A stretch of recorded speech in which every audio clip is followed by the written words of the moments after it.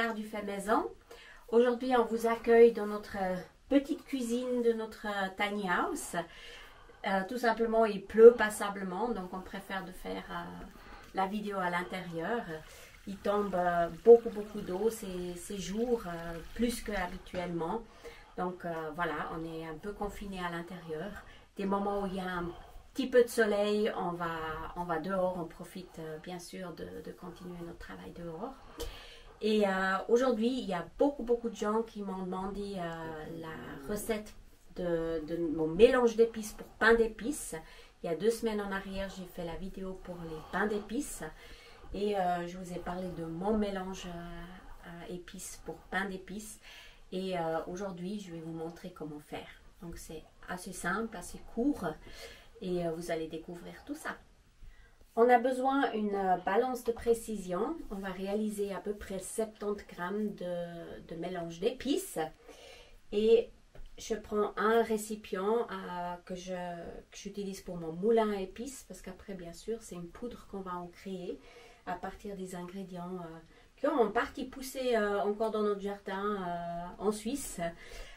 Donc, on va utiliser tout ça. On va commencer par prendre 22 grammes de coriandre en graines.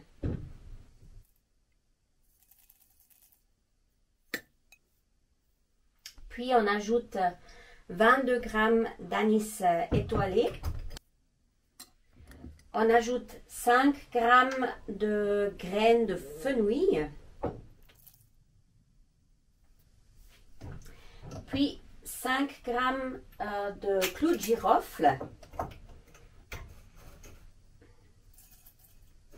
Ça sent super bon déjà les épices. On essaye d'être assez précis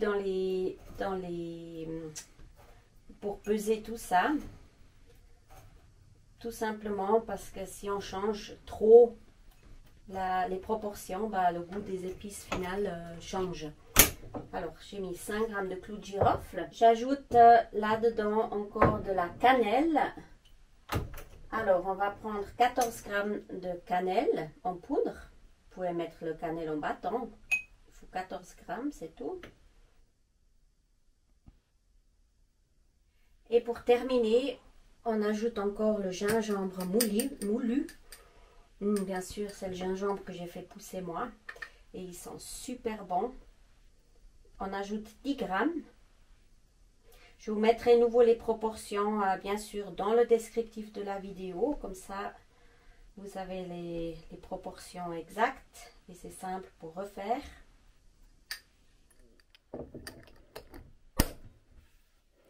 Voilà, tout ça, maintenant, on va mettre moudre en fine poudre dans notre moulin à épices. Et à la fin, on ajoutera le dernier ingrédient.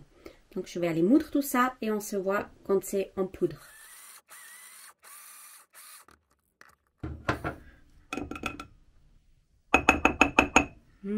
Ah, cette odeur, ça sent bon. Ah, ça sent super bon. Super. Et maintenant, manque en dernier de l'essence de l'anis vert. Je vais mettre 4 gouttes. Ça sent super bon.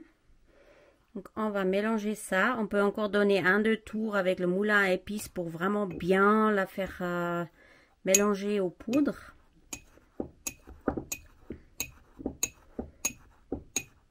Mais ça sent super bon. Ça donne faim. On a envie de manger les biscombes. Ouais, d'ailleurs on va en faire la semaine Ah prochaine. ouais, on va en faire parce que ça...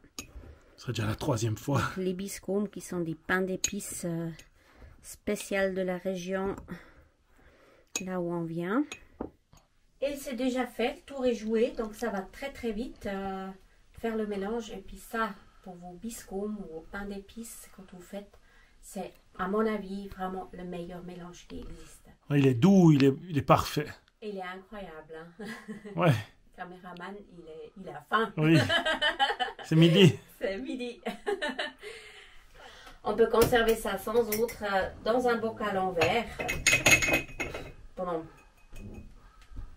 plusieurs mois, une année, mais c'est mieux quand il est frais parce qu'à la longue il perd en goût, ça c'est sûr.